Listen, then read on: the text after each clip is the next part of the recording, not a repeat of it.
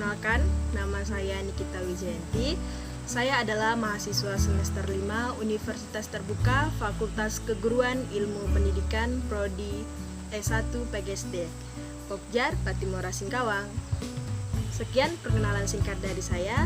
Atas waktunya, terima kasih.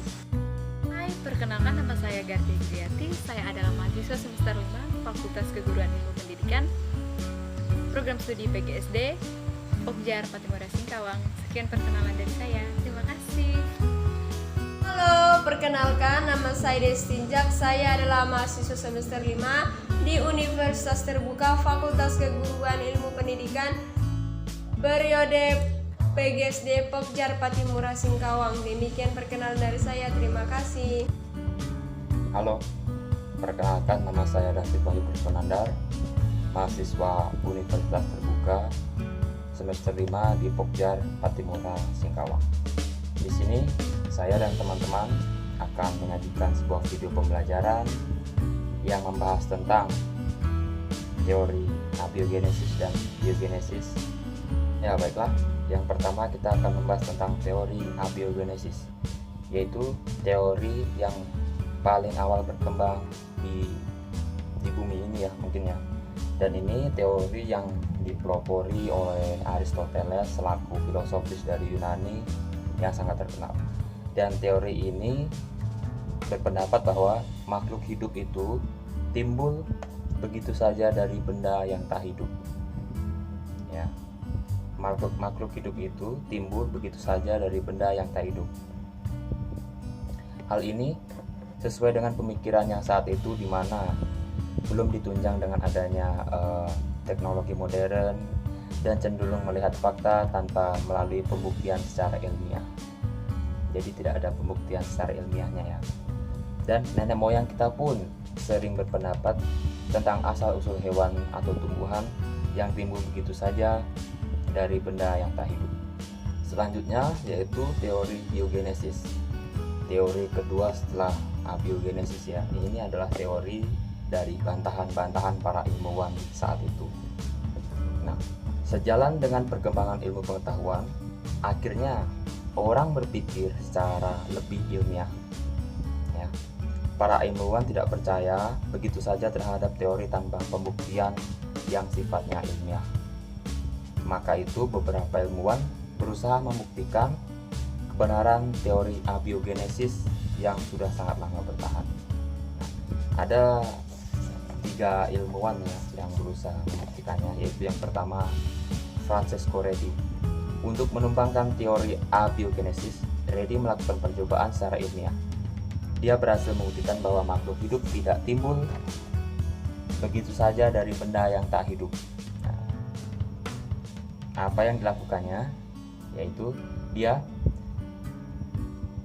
menyediakan 3 buah toples yang diisi daging. Yang pertama diisi daging dan dibiarkan terbuka, yang kedua diisi daging dan ditutup rapat, dan yang ketiga diisi daging dan ditutup rapat dengan kain kasa agar udara masih bisa masuk.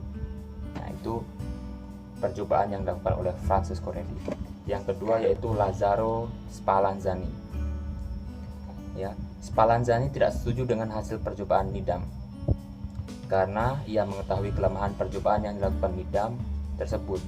Ia berpendapat bahwa rebusan kaldu yang dilakukan Needham kurang lama sehingga belum semua mikroorganisme mati. Ia pun mencoba membuktikan kelemahan yang dilakukan Needham dengan cara berikut ini, yaitu labu pertama diisi kaldu dan dibiarkan terbuka. Labu yang kedua diisi kaldu yang dipanaskan hingga mendidih dan dibiarkan terbuka. Dan labu yang ketiga diisi kaldu dan dididihkan cukup lama dan ditutup rapat. Yaitu percobaan dari Lazzaro Spallanzani. Dan yang ketiga yaitu Louis Pasteur. Nah, Louis Pasteur mencoba menyempurnakan percobaan Spallanzani dengan mempertahankan adanya gaya hidup atau udara, ya, yaitu menggunakan kaldu yang dipanaskan dalam labu dan ditutup tabung berbentuk leher angsa. Nah, untuk lebih jelasnya dari kedua teori tersebut, rekan kami akan mencoba menjelaskan berdasarkan sumber ya. Terima kasih. Baiklah, saya akan menjelaskan singkat saja mengenai abiogenesis, yang dimana abiogenesis ini sangat erat menyangkut dengan mata kuliah konsep dasar IPA di SD. Mungkin semuanya tidak asing lagi dengan gambar yang ada di sini. Siapakah beliau yang ada di gambar ini? Beliau adalah Aristoteles. Beliau adalah seorang filosof dan tokoh ilmu pengetahuan Yunani kuno. Teori abiogenesis ini menyatakan bahwa makhluk hidup yang pertama kali menghuni bumi ini berasal dari benda mati. Contohnya, ikan dan katak berasal dari lumpur. Cacing berasal dari tanah dan belatung berasal dari daging yang membusuk. Di sini, teori abiogenesis atau teori generation spontanea dibuat berdasarkan pengamatan yang dilakukan oleh Aristoteles ini sendiri, bahwa ikan-ikan yang berada di sungai berasal dari lumpur. Tidak hanya itu saja, dia juga melakukan percobaan pada tanah yang direndam di dalam air dan hasilnya muncullah cacing dari dalam tanah tersebut. Abiogenesis atau bioposis adalah studi mengenai bagaimana kehidupan biologis dapat muncul dari materi anorganik melalui proses alami.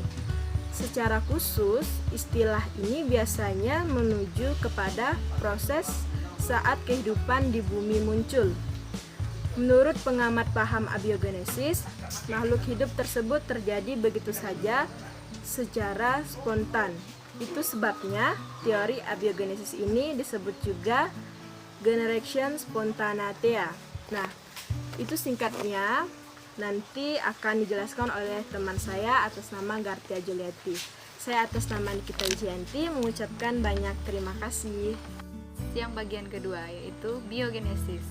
Yang pertama tadi kita telah membahas dari mana asal mula teori abiogenesis, yaitu dari Aristoteles. Yang kedua ini adalah teori biogenesis, di mana teori ini pernah diuji coba oleh Francisco Redi. Ya, apa yang dia lakukan? Mari kita ikuti. Melakukan penelitian menggunakan 8 tabung yang dibagi menjadi 2 bagian. 4 tabung masing-masing diisinya dengan daging ular, roti dicampur susu, dan daging. Keempat tabung tersebut dibiarkan terbuka. Contohnya seperti ini. Oke, sudah lihat semua? Ini gambar yang di atas ini adalah tabung bagian yang terbuka.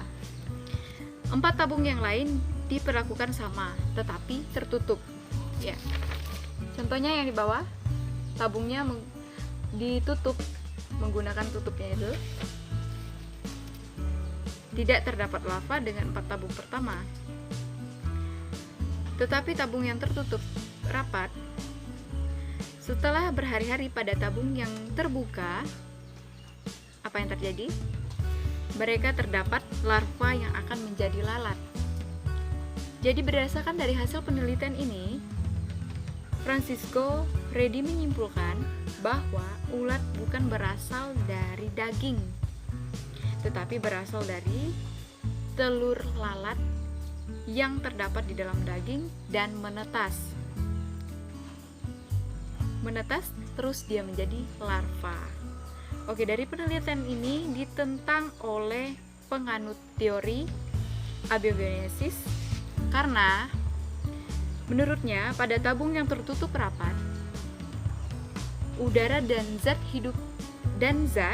tidak dapat masuk sehingga tidak memungkinkan untuk adanya suatu kehidupan di dalam tabung tersebut. Setelah dia mendengar bantahan, Francisco Redi menanggapinya. Redi melakukan eksperimen yang sama, namun tutup diganti dengan kain kasa, sehingga masih ada udara yang bisa masuk. Dan ternyata dalam tabung daging tidak terdapat larva juga. Jadi, kalau kita ingin melakukan eksperimen sendiri di rumah, seperti ini adalah ikan mati atau ikan yang sudah hampir busuk. Bisa kita lakukan seperti ini kan di dalam di dalam tabung tapi tertutup. Sedangkan yang satunya lagi kita biarkan terbuka. Kita biarkan terbuka tapi diisi dengan ikan. Kita diamkan berapa hari atau beberapa jam. Biasanya dia akan dikerumuni oleh lalat. Sehingga saat kita akan memasaknya atau kita melihatnya lagi, dia itu sudah ada telur larva yang siap menetas. Lanjutkan materi yang disampaikan oleh teman saya Gardia tentang ikan yang di dalam toples terbuka dan tertutup.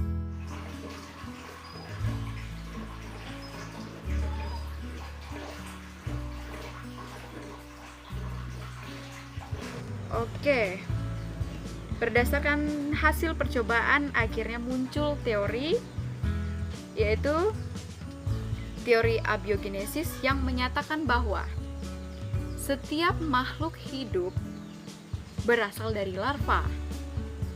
Yang kedua, setiap telur berasal dari makhluk hidup. Dan yang terakhir adalah setiap makhluk hidup berasal dari makhluk hidup sebelumnya. Jadi demikian untuk teori biogenesis dan abiogenesis yang telah kita bahas tadi. Hai, kami dari kelompok 1. Saya sendiri atas nama Gardia Julianti. Dan saya atas nama Nikita Wijayanti. Kami perwakilan yang telah membahas tentang teori abiogenesis dan biogenesis.